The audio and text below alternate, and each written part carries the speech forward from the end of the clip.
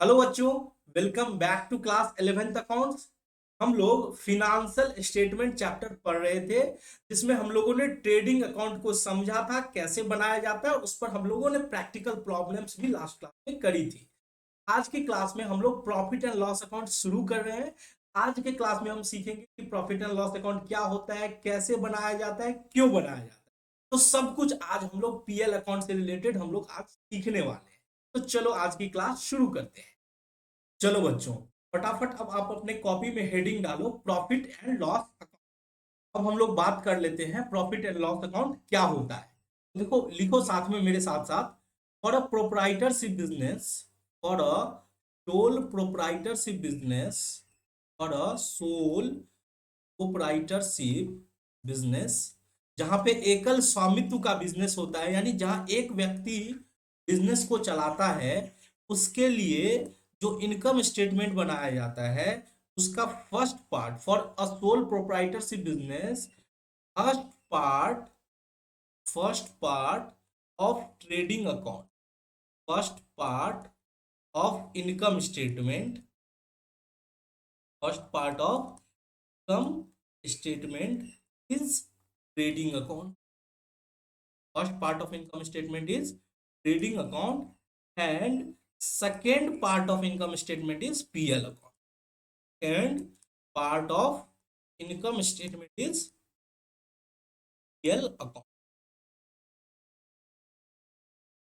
ये क्लियर हो गया कि एकल स्वामित्व वाले बिजनेस के लिए, जहां पे एक व्यक्ति बिजनेस को चलाता है, वहां पे इनकम स्टेटमेंट को दो भाग में बांट के बनाया जाता है, एक ट्रेडिंग अकाउंट और दूसरा पीएनएल अकाउंट। अब हम बात करते हैं पीएनएल अकाउंट क्यों बनाते हैं, यानी पीएनएल अकाउंट का उद्देश्य जो होता है वो हमें net profit and net loss बताना होता है सारे बिजनेस एक्टिविटी से। ये भी लिख लो, profit and loss account, profit and loss accounts ascertains ascertains net profits में नेट प्रॉफिट बताता है, या फिर नेट लॉस बताता है, और net loss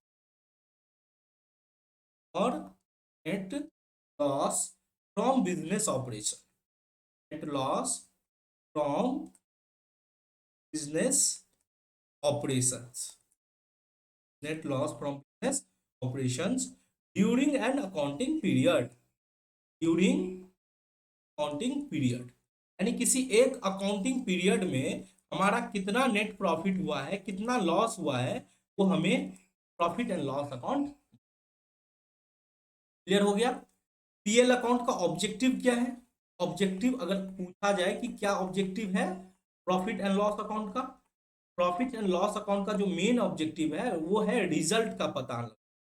to know the to know the net results, to know the net results, that is profit हुआ है, नेट प्रॉफिट हुआ है या लॉस हुआ, दैट इज नेट प्रॉफिट और loss from all activities of the business, from all activities of the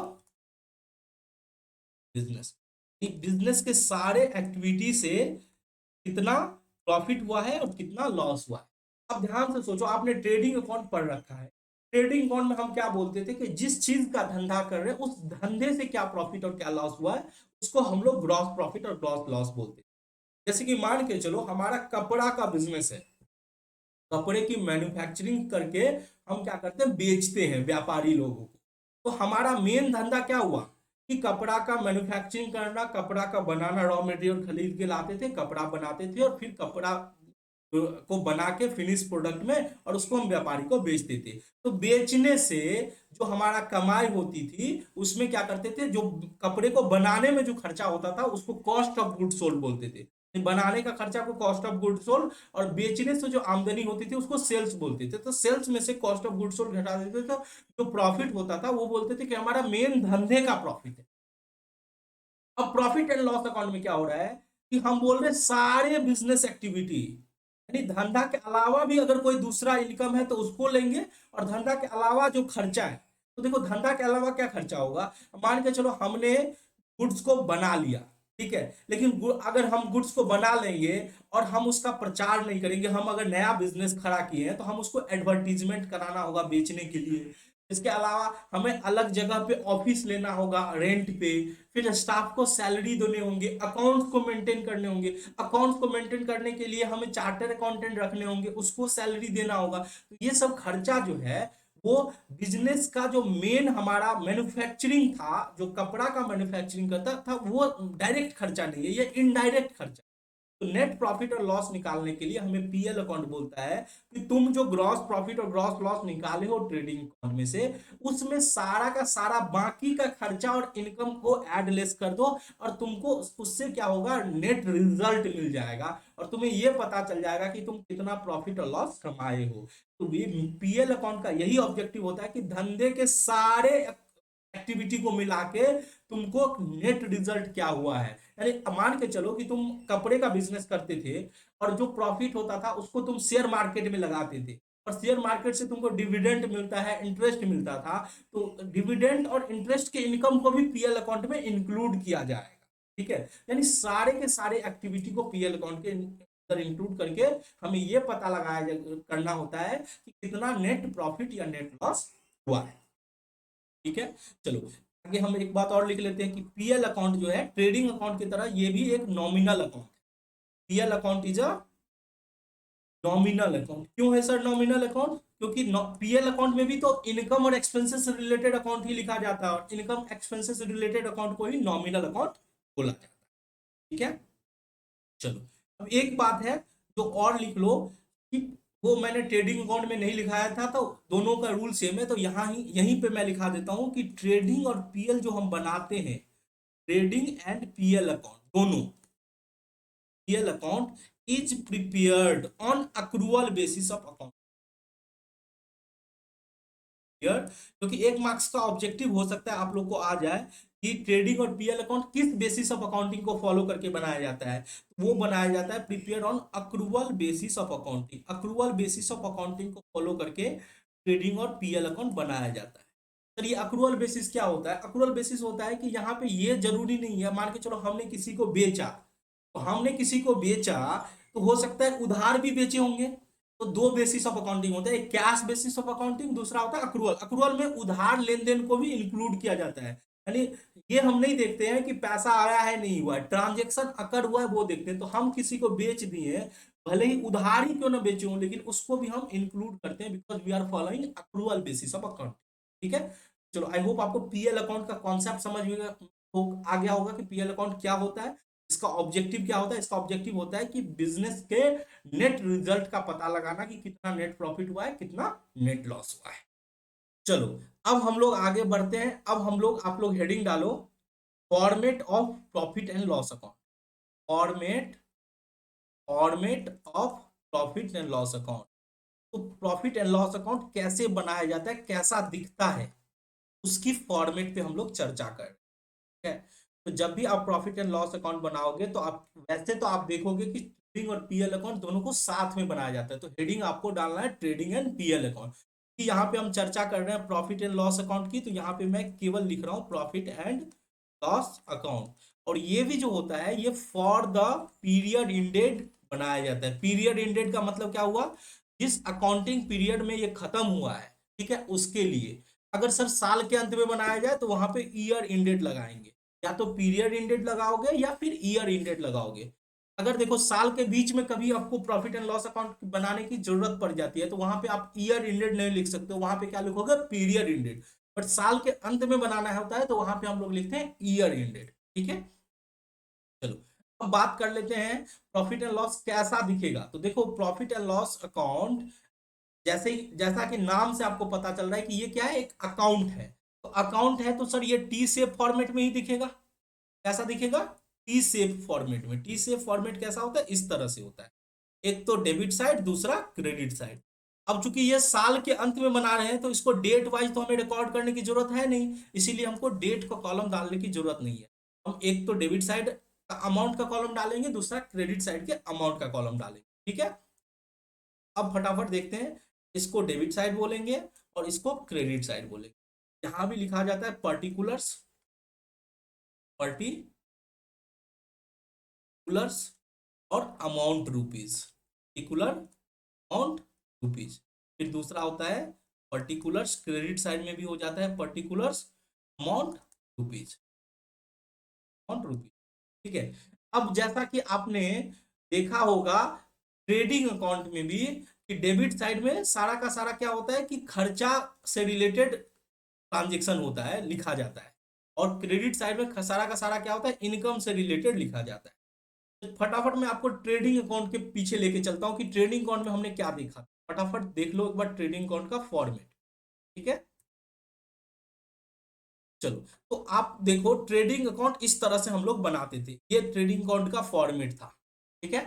अब trading account में क्या होता था कि नेट रिजल्ट, देखो ट्रेडिंग अकाउंट में या तो नेट रिजल्ट प्रॉफिट होता था, ट्रेडिंग अकाउंट में नेट रिजल्ट या तो प्रॉफिट होता था या फिर लॉस होता था। क्लियर है। अब ट्रेडिंग अकाउंट में मान के चलो अगर प्रॉफिट होता है तो क्या एंट्री हमने किया, trading account sir debit side में लिखे हैं, यानी ट्रेडिंग अकाउंट डेबिट, और वहां पे ग्रॉस प्रॉफिट आया तो हम बोलते थे, हम इसका एंट्री करते थे trading account debit to PNL account, कि इस ग्रॉस प्रॉफिट को हमें पीएनएल अकाउंट में लेके जाना था। ट्रेडिंग अकाउंट के जो डेबिट साइड में प्रॉफिट हुआ है वो पीएनएल अकाउंट में क्या जाएगा, क्रेडिट साइड में जाएगा।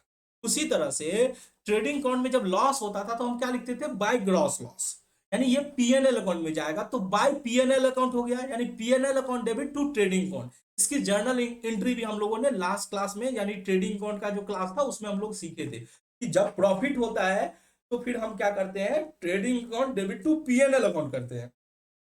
क्यों, क्योंकि प्रॉफिट को हम डेबिट साइड में दिखाते हैं, ट्रेडिंग अकाउंट के डेबिट साइड में टू ग्रॉस प्रॉफिट, तो ट्रेडिंग टू पीएनएल। और अगर लॉस होता था, ग्रॉस लॉस होता था, तो हम क्या करते थे, by PNL to trading account करते थे। ये हमने एंट्री लास्ट क्लास में सीख रखी है। और वैसे भी आपको अगर लेजर पोस्टिंग का अच्छे से रूल पता होगा तो आप समझ सकते हो कि ट्रेडिंग अकाउंट डेबिट है और यहाँ पे ये पीएनएल अकाउंट की तरफ जाएगा, यानी ये पीएनएल अकाउंट है, तो पीएनएल अकाउंट तो क्रेडिट हो रखा है, तो पीएनएल अकाउंट में क्या होगा, क्रेडिट साइड में जाएगा ये प्रॉफिट। इसी तरह से लॉस में क्या हो रहा है कि PNL account by gross loss है, ग्रॉस लॉस का मतलब पीएनएल अकाउंट में जाएगा, तो पीएनएल अकाउंट डेबिट हो रखा है, तो फिर ग्रॉस लॉस क्या होगा, पीएनएल अकाउंट के डेबिट साइड में जाएगा। आपको रटने की बात नहीं है, आपको थोड़ा सा लॉजिकली आपको सोचना होगा, लेजर पोस्टिंग के रूल को ध्यान में रखना होगा, तो आपको आसानी से समझ में आ जाएगी। ठीक है, चलो। तो हम सर बात किए कि अगर प्रॉफिट हुआ, ठीक है, तो प्रॉफिट हुआ तो ट्रेडिंग टू पीएनएल था, यानी पीएनएल अकाउंट क्रेडिट था। यहां पे लिखेंगे बाय, आप ऐसे भी लिख सकते हो, बाय ट्रेडिंग अकाउंट, ठीक है, और ब्रैकेट में लिख दो ग्रॉस प्रॉफिट, ब्रैकेट में लिख दो, जिससे आपका कंफ्यूजन, सारा का सारा कंफ्यूजन दूर हो जाए। बाय ट्रेडिंग अकाउंट, ब्रैकेट में लिख दो by gross profit, C by D नहीं, ये बी बाई डी हो जाएगा, क्योंकि वहां gross profit C by D था, यानी कैरिड डाउन से यहाँ पे हो जाएगा ब्रॉड डाउन, लाया गया। ठीक है, तो trading account gross profit B by D. ठीक है, जो भी आपका ग्रॉस प्रॉफिट हो। ठीक है, अगर लॉस हो गया सर, ग्रॉस लॉस हो गया, तो ग्रॉस लॉस कहाँ था, ट्रेडिंग अकाउंट के सीआर साइड में, यानी बाय पीएनएल अकाउंट। तो बाय पीएनएल अकाउंट यानी पीएनएल अकाउंट को डेबिट किए हैं, तो यहां पे लिखेंगे टू ट्रेडिंग अकाउंट। ठीक है, to trading account, loss loss loss loss b by d, यानी ब्रॉड डाउन। सर बुक में तो केवल लिखा है to gross loss b by d या to gross by gross profit, यानी ट्रेडिंग अकाउंट की चर्चा नहीं की। बस आपको लेजर पोस्टिंग के रूल के लिए मैं बताया कि आप चाहो तो लिख सकते हो टू ट्रेडिंग अकाउंट, नहीं लिखना चाहो तो सीधे लिख सकते हो to gross loss b by d या by gross profit B by d, कोई फर्क नहीं पड़ता है उससे। तो दोनों में से कोई एक हो सकता है, या तो प्रॉफिट हो सकता है या लॉस हो सकता है, दोनों नहीं होगा। प्रॉफिट होगा तो क्रेडिट साइड में होगा, लॉस होगा तो डेबिट साइड में होगा, ये क्लियर है। चलो, इसके बाद हम लोग क्या करते हैं पीएनएल अकाउंट।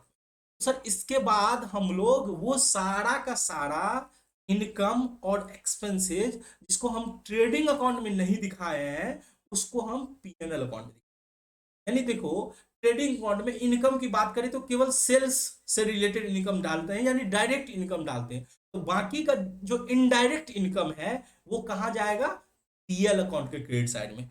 यहां हम लोग लिखेंगे by indirect income, by indirect income. आपको इनडायरेक्ट इनकम के अंदर बहुत सारे इनकम हो सकते हैं, जैसे रेंट रिसीव हुआ, कमीशन रिसीव हुआ, डिविडेंड रिसीव हुआ, जो मेन बिजनेस से रिलेटेड नहीं है उसको आप पीएनएल अकाउंट के क्रेडिट साइड में लिखिए। तो सारा का सारा लिस्ट आपको पीएनएल अकाउंट के क्रेडिट साइड में लिखना। ठीक है, इनडायरेक्ट इनकम के रूप। उसी तरह से सारा का सारा जो डायरेक्ट एक्सपेंसेस था उसको हम ट्रेडिंग अकाउंट में दिखा दिए, बट जो इनडायरेक्ट एक्सपेंसेस था उसको हम पीएल अकाउंट के डेबिट साइड में दिखाएंगे। यहां पे दिखाएंगे to indirect expenses, indirect expenses account, ठीक है, इसको हम पीएल के डेबिट साइड में दिखाएंगे। अब या तो प्रॉफिट होगा या लॉस होगा। प्रॉफिट तो तभी हो सकता है जब हमारा क्रेडिट साइड ज्यादा हो, प्रॉफिट तब होगा जब हमारा क्रेडिट साइड ज्यादा हो। तो अगर क्रेडिट साइड ज्यादा हो गया तो ये हमारा कहलाएगा प्रॉफिट, ये कहलाएगा नेट प्रॉफिट। और ये नेट प्रॉफिट कहाँ चलाएगा जाएगा, ट्रांसफर हो जाएगा टू कैपिटल अकाउंट। ये नेट प्रॉफिट कहाँ हो जाए चला जाएगा, ट्रांसफर हो जाएगा टू कैपिटल अकाउंट। जैसे ग्रॉस प्रॉफिट पीएनएल अकाउंट में ट्रांसफर हुआ, इसी तरह से ये नेट प्रॉफिट कहाँ ट्रांसफर हो जाएगा, कैपिटल अकाउंट। ठीक है, उसी तरह से सर अगर डेबिट साइड ज्यादा हो गया, यानी ये तो नेट प्रॉफिट तो तब आएगा जब क्रेडिट साइड ज्यादा होगा।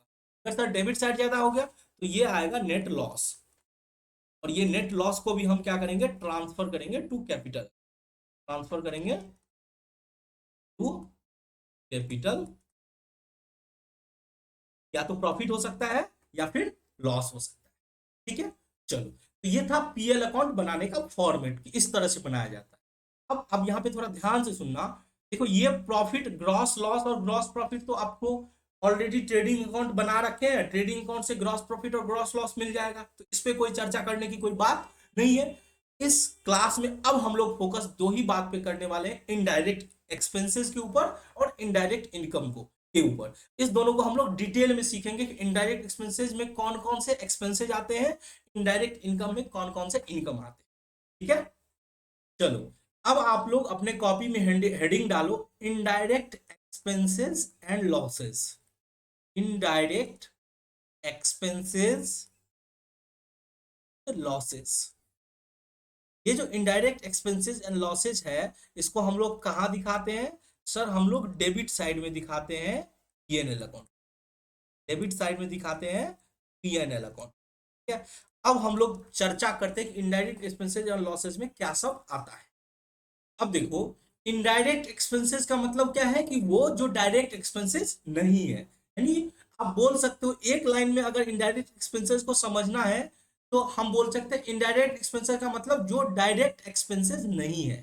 डायरेक्ट एक्सपेंसेस का मतलब क्या हुआ, जो डायरेक्ट एक्सपेंसेस नहीं है, यानी कि आप बोल सकते हो मैन्युफैक्चरिंग से रिलेटेड जो आपका मेन बिजनेस है वो नहीं है, उससे उसके अलावा जो खर्चा होते हैं, खर्चा होता है वो इनडायरेक्ट एक्सपेंसेस और लॉस में कवर होता है। आप बोल सकते हो जो डायरेक्ट एक्सपेंसेस नहीं है, तो डायरेक्ट एक्सपेंसेस नहीं है। तो सर इनडायरेक्ट एक्सपेंसेस के अंदर कौन कौन से कैटेगरी हो सकते हैं, कौन कौन से खर्चे आएंगे, ठीक है वो बता दो। तो चलो बात कर लेते हैं इनडायरेक्ट एक्सपेंसेस के अंदर कौन कौन से कैटेगरी के खर्चे आ सकते हैं। ठीक है, इसको इस तरह से हम लोग, इसको हम लोग 4 से 5 भाग में बांट के हम लोग सीखने वाले हैं इनडायरेक्ट एक्सपेंसेस के एक्सपेंसेस को। ठीक है, चलो, तो सबसे पहले हम लोग बात कर लेते हैं, सबसे पहले जो इनडायरेक्ट एक्सपेंसेस का बात आता है वो आता है एडमिनिस्ट्रेटिव और मैनेजमेंट एक्सपेंसेस। तो पहला है उसको बोला गया है administrative, administrative and management expenses, administrative और मैनेजमेंट एक्सपेंसेस। ये क्या होता है, ऐसा खर्चा जो बिजनेस को, ठीक है, और मैनेजमेंट को, वो उसको एडमिनिस्ट्रेशन उसके देखभाल में जो खर्चा किया जाता है, यानी आप इसको बोल सकते हो मेंटेनेंस ऑफ ऑफिस। आप इसको क्या बोल सकते हो, maintenance of office, maintenance of office. Office का मेंटेनेंस का जो खर्चा होता है उसको एडमिनिस्ट्रेटिव एंड मैनेजमेंट एक्सपेंसेस के अंदर रखा। ठीक है, एक तो ये हो गया एडमिनिस्ट्रेटिव और मैनेजमेंट एक्सपेंसेस यानी ऑफिस के मेंटेनेंस का खर्चा। अगर दूसरा बात किया जाए, यानी दूसरा कैटेगरी कौन सा हो सकता है, सेकंड कैटेगरी की अगर बात किया जाए तो वो होता है सेलिंग एंड डिस्ट्रीब्यूशन एक्सपेंसेस। दूसरा क्या होता है, selling and distribution expenses, selling and distribution expenses यानी बेचने का खर्चा। आप बताओ, जब आप गुड्स को बेचोगे तो आप जब गुड्स को बेचने जाओगे तो उस टाइम में भी आपको बहुत सारे खर्चा होंगे, तो इसको बोला जाएगा सेल्स रिलेटेड एक्सपेंसेस। इसको हम लोग क्या बोलेंगे, sales related expenses, sales related expenses. क्या, ये हुआ सेल्स रिलेटेड एक्सपेंस। एक तो हो गया एडमिनिस्ट्रेटिव और मैनेजमेंट एक्सपेंसेस, दूसरा हो गया सेलिंग एंड डिस्ट्रीब्यूशन एक्सपेंसेस। तीसरी एक्सपेंसेस की बात कर लेते हैं। तीसरा एक्सपेंसेस होता है फिनेंशियल एक्सपेंसेस। थर्ड एक्सपेंसेस क्या होता है? Financial expenses. अब बिजनेस में पैसा चाहिए, बिजनेस में पैसा चाहिए, और पैसा कभी कभार हमारे पास खुद नहीं रहता है तो हम बाहर वाले से लेते हैं। तो बाहर वाले से लेते हैं तो उसके लिए हमें कुछ ब्याज और कुछ इंटरेस्ट चुकानी पड़ती है। तो उससे रिलेटेड खर्चा, यानी आप अगर इसको बोलो एक्सपेंसेस फॉर ऑब्टेनिंग फंड, आपको बाहर वाले से जब पैसा चाहिए, एक्सपेंसेस फॉर ऑब्टेनिंग फंड, बाहर वाले से आपको फंड चाहिए, तो उसके लिए आपको कुछ ना कुछ खर्चा करने पड़ेंगे। तो उससे रिलेटेड खर्चे को फिनेंशियल एक्सपेंसेस बोला। देखो पीएनएल अकाउंट बनाना कोई भारी बात नहीं है, ठीक है, आप आसानी से सीख जाओगे। लेकिन ये समझना जरूरी है कि ये किस कैटेगरी का एक्सपेंसेस है, तभी आप एक अच्छे अकाउंटेंट बन सकते हो। क्योंकि यहीं पे जनरली अकाउंटेंट मिस्टेक करता है कि उसको, आपको पता होगा, आपको ये सब चीज की जानकारी नहीं होगी कि कुछ ऐसे भी होते हैं अकाउंटेंट जो कि बीकॉम वगैरह ग्रेजुएट करने के बाद अकाउंटिंग करने जाते हैं, और वहां पे उनको कंफ्यूजन रहता है कि इसको किस कैटेगरी में, किस हेड में रखें। ठीक है, अब यहाँ पे आज के क्लास में आपको ये सीखने को मिल जाएगा कि कौन सा खर्चा किस हेड में होगा। ठीक है, जस्ट पीएनएल अकाउंट बनाना कोई भारी बात नहीं है, लेकिन आपको ये समझना बहुत जरूरी है कि कौन सा खर्चा किस हेड में आएगा। यानी कौन सा एडमिनिस्ट्रेटिव का खर्चा है, बिजनेस को मेंटेन करने का, ऑफिस को मेंटेन करने का खर्चा है, बेचने से रिलेटेड कौन सा खर्चा है, फिनेंशियल यानी फंड को प्राप्त करने के लिए जो खर्चा करते हैं वो कौन सा खर्चा है। ठीक है, अब बात करते हैं चौथा category, fourth category. Fourth category आता है depreciation and other losses. Fourth category में क्या आता है? Depreciation, depreciation and other losses, other losses, यानी डेप्रिसिएशन और बाकी का कोई अगर लॉस है तो उससे रिलेटेड का। ठीक है, अब बात करते हैं फिफ्थ कैटेगरी। तो फिफ्थ कैटेगरी जो होता है वो होता है एबनॉर्मल एक्सपेंसेस। फिफ्थ कैटेगरी क्या होता है? एबनॉर्मल, यानी हम तो नॉर्मली ये खर्चा नहीं करते थे, एबनॉर्मल खर्चा है, abnormal expenses and extra ordinary losses. Extra ordinary losses, हम इसके एग्जाम्पल पे आएंगे। मतलब ऐसा लॉस या ऐसा खर्चा जो नॉर्मल कोर्स ऑफ बिजनेस में नहीं होता है, जैसे आग लग गया, ठीक है, चोरी हो गया, तो ये सब अर्थक्वेक आ गया, तो ये सब जो खर्चा है वो एबनॉर्मल एक्सपेंसेज है। ठीक है, उसको abnormal expenses and extra ordinary losses में रखते हैं। तो ये 5 हेड होता है जो पीएनएल अकाउंट के डेबिट साइड में खर्चा के रूप में, डायरेक्ट एक्सपेंसेस के रूप में आता है। ठीक है, अब देखो, अब हम थोड़ा सा इसके एग्जाम्पल एक एक करके एग्जाम्पल के ऊपर मेरा जाएंगे कि एडमिनिस्ट्रेटिव एक्सपेंसेस के अंदर कौन कौन से एक्सपेंसेस आ सकते हैं। ठीक है, सेलिंग एंड डिस्ट्रीब्यूशन एक्सपेंसेस से रिलेटेड कौन कौन से खर्चे आ सकते हैं। तो मैं इसको क्या करता हूँ, अलग अलग डब्बे में बांट देता हूँ। ठीक है, ये हमारा क्या हो गया, ये हमारा पहला डब्बा हो गया। ठीक है, ये हमारा दूसरा डब्बा हो गया, ये हमारा तीसरा डब्बा हो गया। ठीक है, ये हमारा चौथा और पांचवा डब्बा। ठीक है, अब हम लोग इसके एग्जाम्पल पे चर्चा करते हैं, इस पे चर्चा करते हैं, इसके एग्जाम्पल के ऊपर। ठीक है, चलो, तो अब एग्जाम्पल की बात करते हैं। ठीक है, तो एडमिनिस्ट्रेटिव से रिलेटेड यानी ऑफिस को मैनेज करने से रिलेटेड सबसे पहला खर्चा क्या होगा? स्टाफ को सैलरी देना पड़ेगा, स्टाफ को सैलरी देना पड़ेगा, ऑफिस का रेंट देना पड़ेगा, ऑफिस का रेंट देना पड़ेगा। अब बताओ, अगर आपको बिजनेस को मैनेज करना है, अपने ऑफिस को मेंटेन करना है, तो आपको स्टाफ को सैलरी देनी पड़ेगी, ऑफिस का रेंट देना पड़ेगा। फिर मान के चलो ऑफिस में हमें थोड़ा बहुत प्रिंटिंग एंड स्टेशनरी का सामान चाहिए, जैसे हमारे पास कुछ कॉपी होने चाहिए, कुछ पेंसिल पेन वगैरह होने चाहिए, कुछ स्टेशनरी से रिलेटेड आइटम के खर्चे हो सकते हैं। इसको बोला जाता है printing and stationery, printing and stationery, printing and stationery. ठीक है, चलो, अब बताओ ऑफिस में टेलीफोन तो होगा, टेलीफोन के खर्चे हो सकते हैं, telephone charges, telephone charges, internet के खर्चे हो सकते हैं, इंटरनेट चार्जेस। अब बताओ बिजली बिल, तो अब बिना बिजली का ऑफिस कैसे चलेगा, उसके लिए इलेक्ट्रिसिटी का खर्चा होगा। ठीक है, ऑफिस में अगर इलेक्ट्रिसिटी का खर्चा होता है तो वो इनडायरेक्ट एक्सपेंसेस। सर वहीं फैक्ट्री में अगर इलेक्ट्रिसिटी लगाया जाए तो वो डायरेक्ट एक्सपेंसेस होता है, वो ट्रेडिंग अकाउंट में जाए।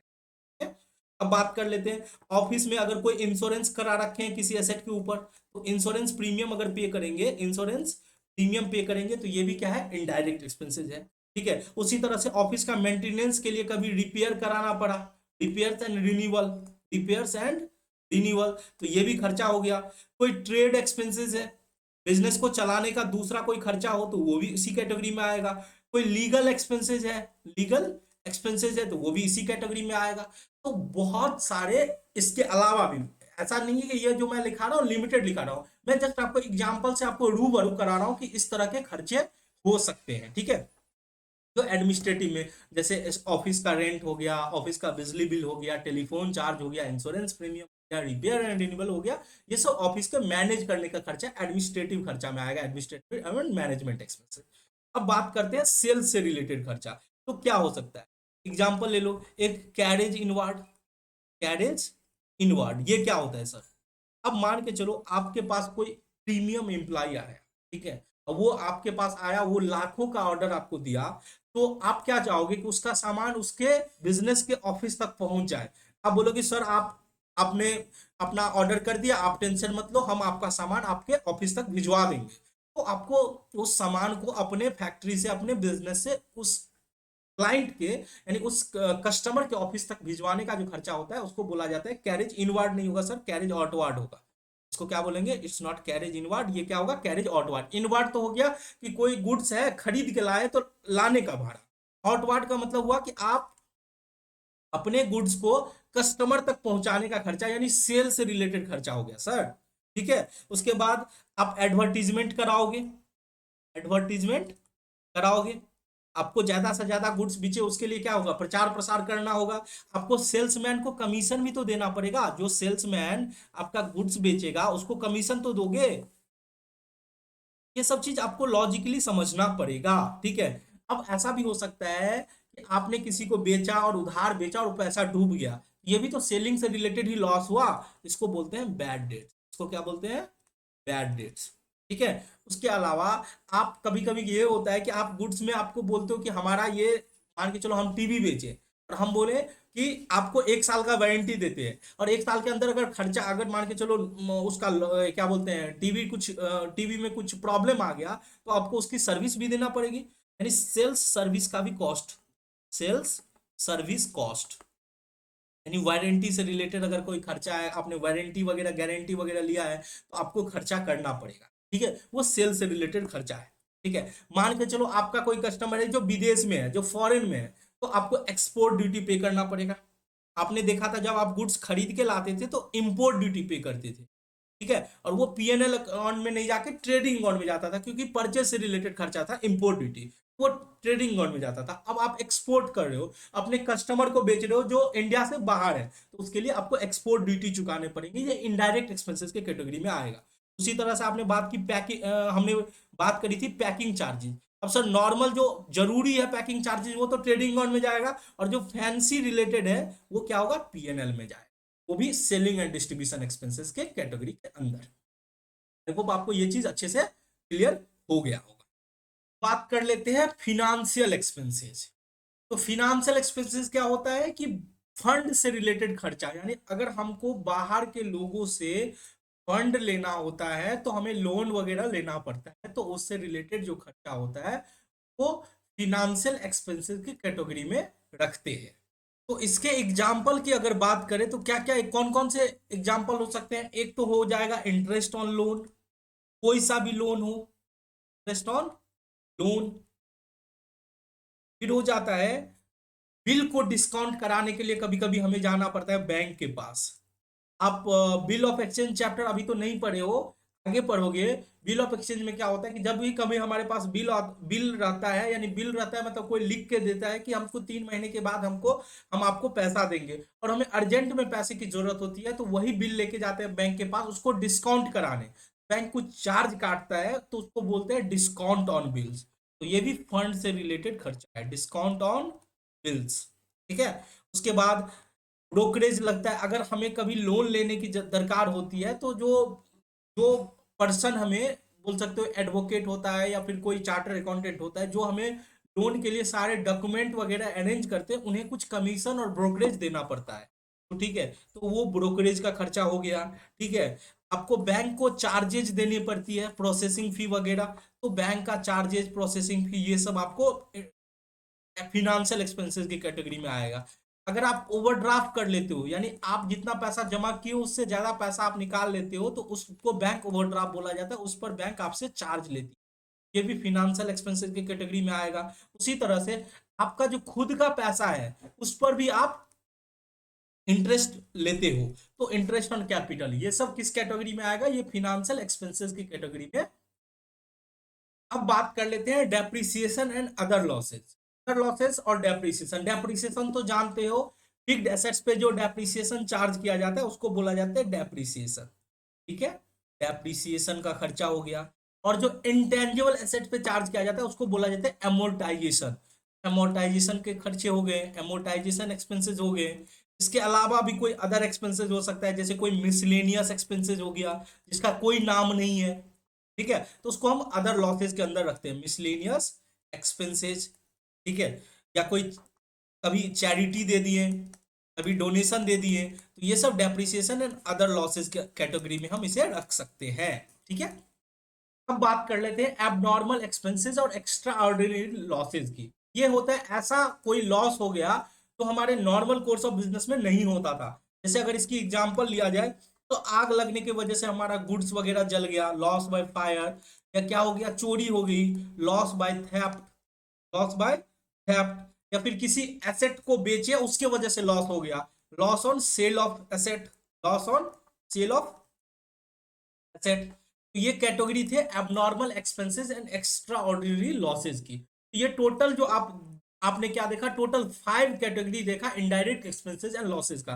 ये 5 कैटेगरी के अंदर जो होते हैं इनडायरेक्ट एक्सपेंसेस होते हैं और लॉसेज होते हैं। ठीक है, जो या तो एडमिनिस्ट्रेटिव और मैनेजमेंट एक्सपेंसेस से रिलेटेड हो सकते हैं, सेलिंग एंड डिस्ट्रीब्यूशन एक्सपेंसेस से रिलेटेड हो सकते हैं, फिनेंशियल एक्सपेंसेस से रिलेटेड होते हैं, डेप्रिसिएशन से रिलेटेड हो सकते हैं, एबनॉर्मल एक्सपेंसेस से रिलेटेड होते हैं। ये सारे इनडायरेक्ट एक्सपेंसेस, इसे पीएनएल अकाउंट के डेबिट साइड में दिखाया जाता है। आई होप ये कोई लिस्ट एग्जॉस्टिक लिस्ट नहीं है, इसके अलावा भी कोई आइटम आपको मिल सकते हैं जो इनडायरेक्ट एक्सपेंसेस के अंदर हो सकते हैं, बट आपको इसे कैटेगराइज करना, आपको समझना जरूरी है कि इसको किस कैटेगरी के अंदर रखा जाए। ठीक है, चलो अब आप लोग हेडिंग डालो इनडायरेक्ट इनकम। क्या हेडिंग डालेंगे, इनडायरेक्ट इनकम। देखो डेबिट साइड में हमने बात कर ली है इनडायरेक्ट एक्सपेंसेस की, अब बात करते हैं क्रेडिट साइड में इनडायरेक्ट इनकम। ठीक है, तो इनडायरेक्ट इनकम क्या होता है, डायरेक्ट इनकम क्या होता है, देखो वो इनकम जो डायरेक्ट इनकम का पार्ट नहीं है, यानी सेल्स, मेनली आप देखो तो सेल्स को छोड़ के बाकी सारा इनकम डायरेक्ट इनकम के कैटेगरी में आता है। तो आप इसे अगर आप बोल सकते हो financial and other incidental income, इसको क्या बोलेंगे, फिनेंशियल। आप इन्वेस्टमेंट किए उससे कोई पैसा आ गया, या कोई आप दूसरा काम किए, कोई इंसिडेंटल इनकम आ गया, इंसिडेंटल इनकम, तो उसको इनडायरेक्ट इनकम की कैटेगरी में रखा गया है। आप बोल सकते हो कि सेल्स के अलावा अगर कोई दूसरा इनकम आप जनरेट करते हो उसको इनडायरेक्ट इनकम बोलते हैं। चलो अगर एग्जाम्पल की बात करें कि कौन कौन से इनडायरेक्ट इनकम के कैटेगरी में आ सकते हैं, तो एग्जाम्पल देख लो। जैसे कि आपको कमीशन मिलता है, कमीशन रिसिव्ड, तो कमीशन रिसिव्ड क्या है, इनडायरेक्ट इनकम है, क्योंकि ये मेन सोर्स ऑफ इनकम आपका नहीं होगा।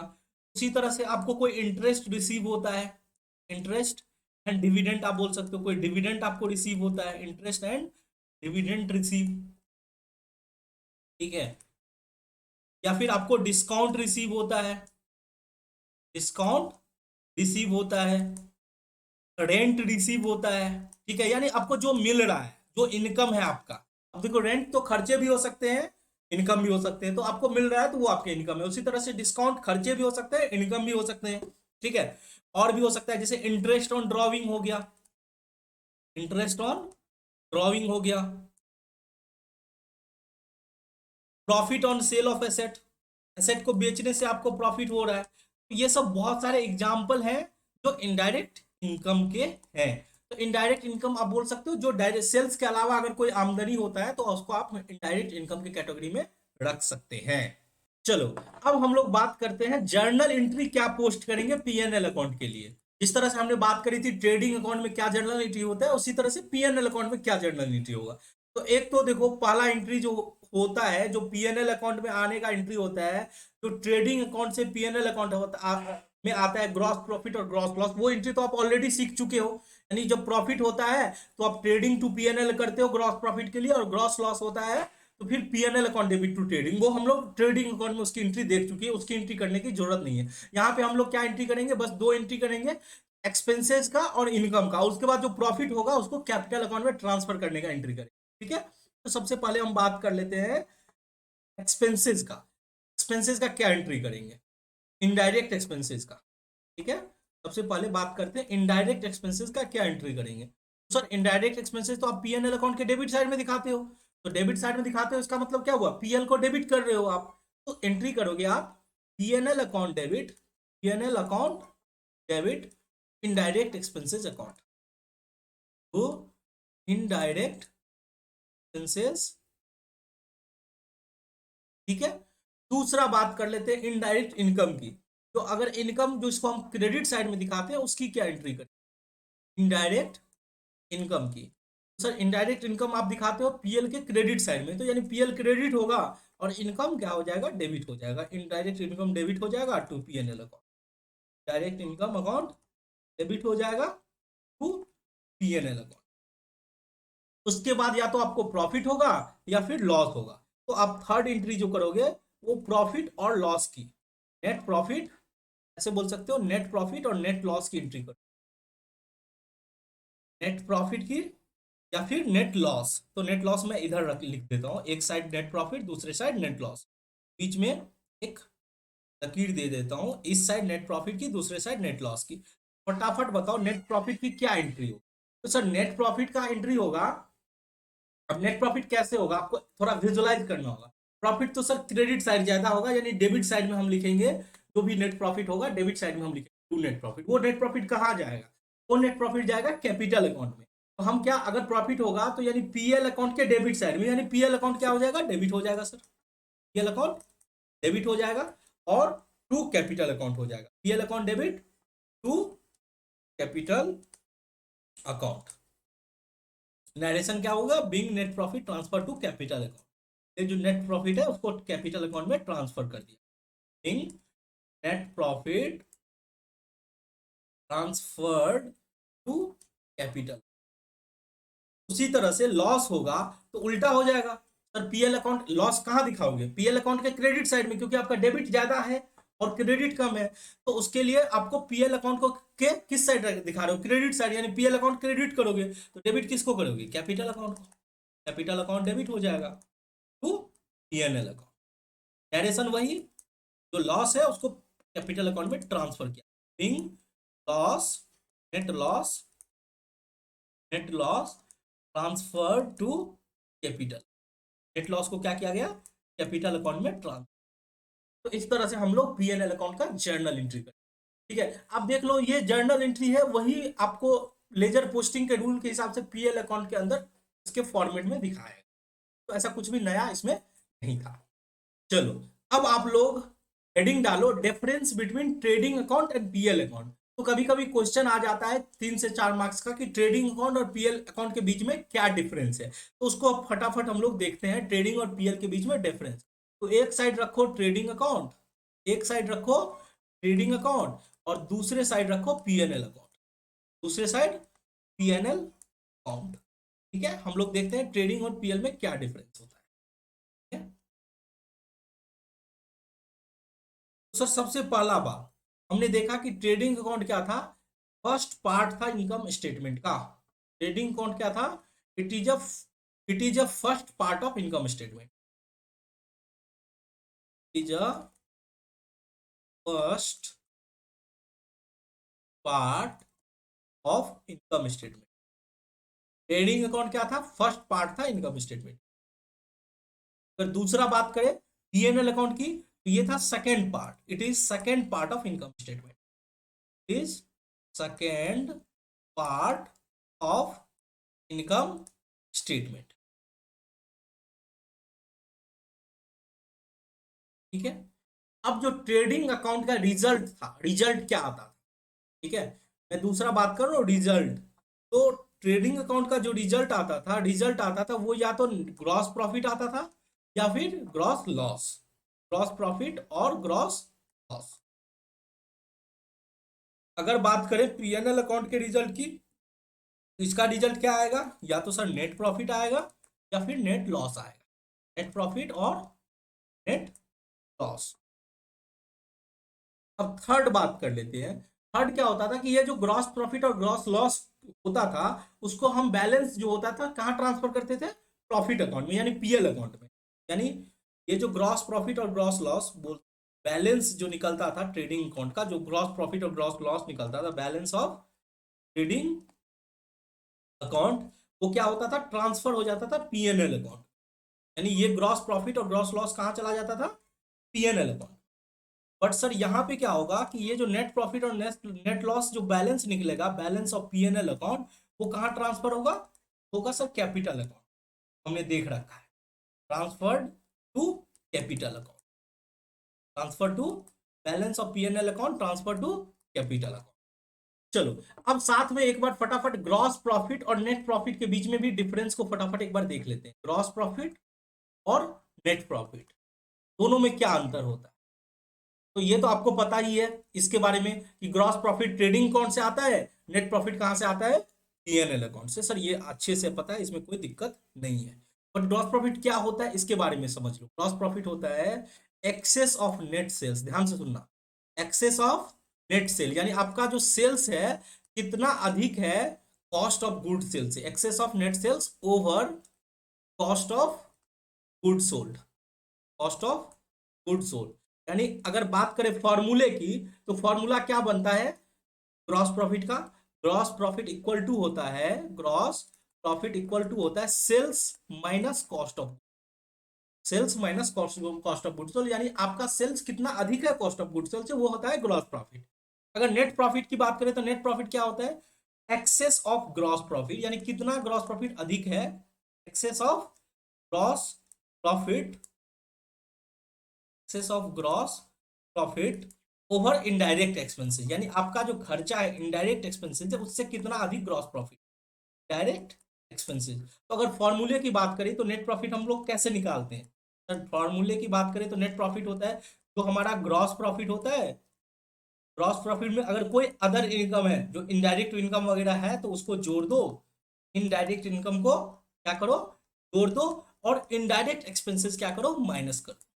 कोई इनडायरेक्ट खर्चा है तो उसको क्या करो, माइनस कर दो, तो उससे आपका नेट प्रॉफिट आ जाए। ये डिफरेंस था ग्रॉस प्रॉफिट और नेट प्रॉफिट। चलो बच्चों, तो आज के क्लास के लिए बस इतना ही। आज हम लोगों ने पीएल अकाउंट को अच्छे से एनालाइज कर लिया, समझ लिया पीएल अकाउंट कैसे बनाया जाता है, फिर उसको हमने ट्रेडिंग अकाउंट और पीएनएल अकाउंट के बीच में डिफरेंस को भी समझा।